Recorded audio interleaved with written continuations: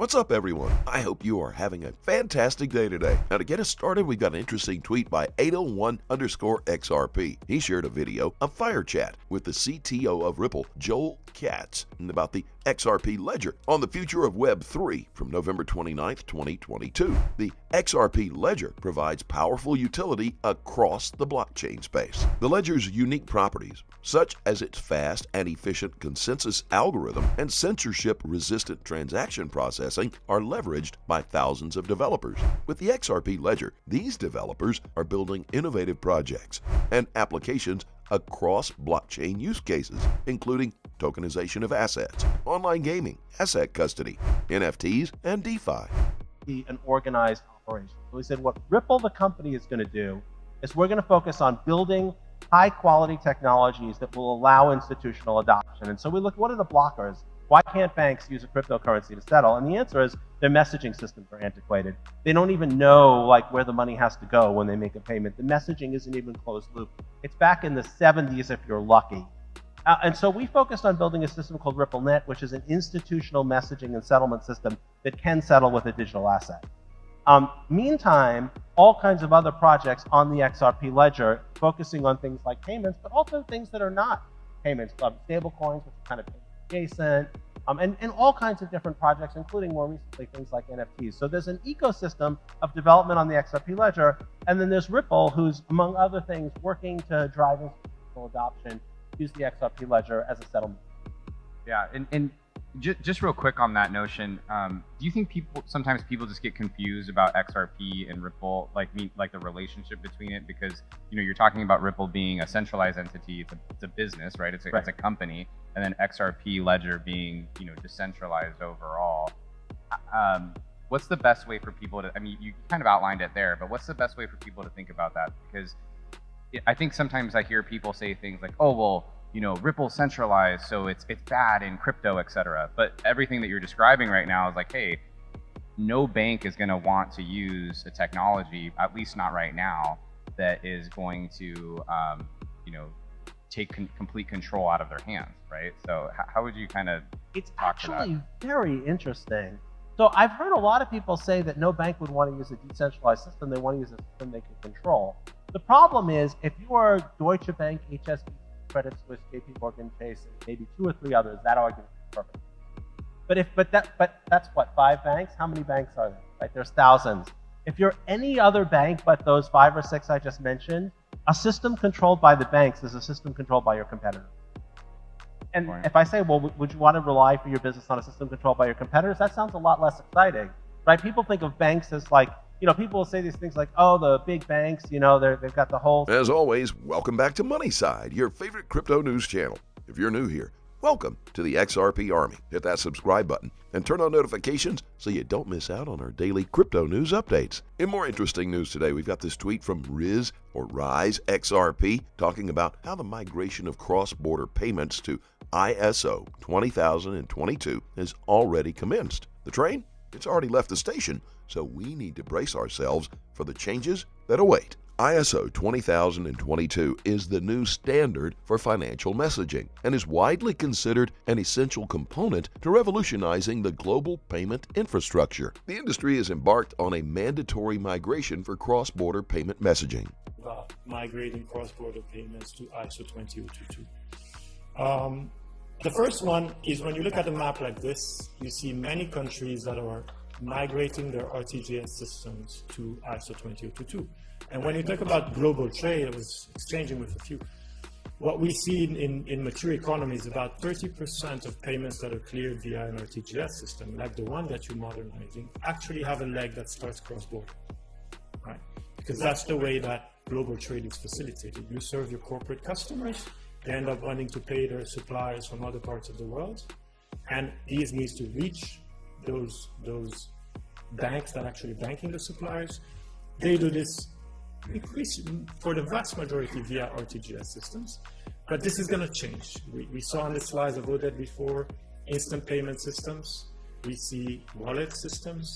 So increasingly you have to be ready for transaction cross-border to flow through these different ecosystems.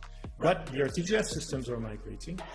When you do your calculation all the next generation instant payment systems, they're based on ISO20022. Even those CBDC experiments, by the way, when they interlink, they use ISO20022. Our computation says that by 2025, 85% of the value exchanged cross-border will have originated from 2022. So there is no choice but upgrade the cross-border.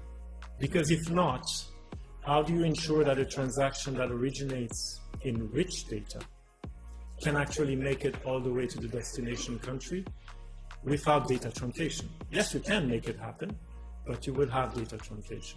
And that is one area where, for compliance reasons, we cannot afford it. That's what the world needs. The major currencies are moving to ISO. There is no choice. So that boat has already left. Right? It's left. We cannot go back, because as the major clearing currencies move to this rich data, anything is going to fall on that.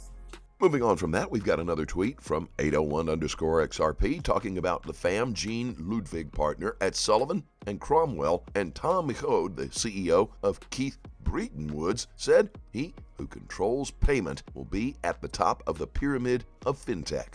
The widening gap between the rich and non-rich has been evident for years. And the lesson of history that we learn from this is that in the long run, super elites have two ways to survive: by suppressing dissent or by sharing their wealth. It is obvious which of these would be the better outcome for America and the entire world.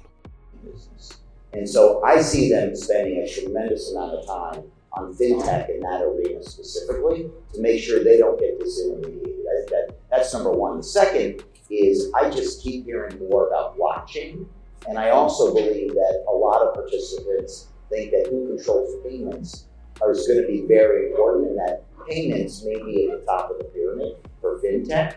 And it wasn't long in today's introduction that we heard about real-time payments. A lot of focus on that, and making sure, again, banks don't wish to be disintermediated, so they're paying attention to the whole landscape, in my opinion. And it's a wonderful time to do it. We really do have a window right now, because in 9 months, who knows? We don't know where interest rates are going. I can make a confident prediction as to where the economy is going.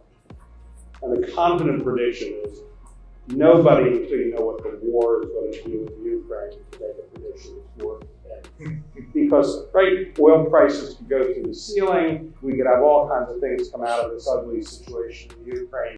Guys, Ripple and XRP BEP20 are available for staking. Yep, you heard that right. And that's not all. 24 words of recovery, more than 200 tokens, and cryptocurrencies in 9 networks.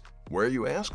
Our staking is the perfect platform for anyone who doesn't like the SEC or doesn't want the government up in their business. This platform offers complete privacy to its users. And here's the kicker: there's no withdrawal limit. Fixed 25% APR per year on all tokens and crypto coins. The platform also offers a free $5 to every new user. The bonus is credited with RHIN tokens. In addition, RHIN token withdrawal will be possible in 2023. Right now, RHIN token is available for staking only. All rewards are only credited in BUSD or Tether USDT.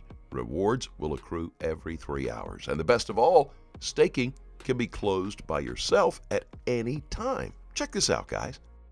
As we start to wind down on today's video, we have a tweet from Adam. The bear market is not over until some coins like Shiba and Dogecoin go to zero. This is just the beginning of the bear market. There's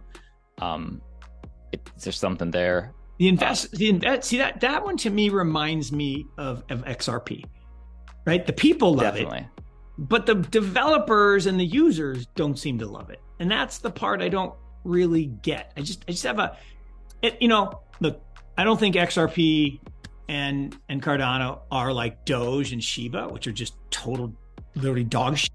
I mean, literally, like, must go to zero. I just don't understand them. In fact, the only thing it was, and it looks like maybe I'm right, is I said, the bear market can't be over until those are zero. I mean, I actually said that on television. This takes me back to a time when Brad Garlinghouse was asked if there are too many competing assets. Garlinghouse responded, "I agree with you. I think there are too many. There are around 3,000 different digital assets that trade on a daily basis now. I think anytime there's a new market, there are a lot of people who run into that market to show that they can solve a problem and deliver customer needs. I have said publicly before that 99% of crypto probably goes to zero." After all, the majority of the projects in the crypto industry today have little or no substance, or have no real need to deploy a blockchain token. And this is the reason why many experts have drawn parallels between cryptocurrency and the dot-com bubble. Many failed in the early days of the internet, but those who survived became tech giants who are dominating our internet use today. As always, do your own research and always trade safely, guys. Please keep in mind we're not a licensed financial advisor. All videos on this channel are intended for entertainment purposes only. You can let us know always what you think in the comment section below. Let's start a conversation. Thank you so much for watching. Couldn't be here without you. Don't forget to like this video and please click on that subscribe button below. And be sure to turn on notifications. That way you get informed whenever we post our amazing content. Thanks again. We'll see you on the next Money Side.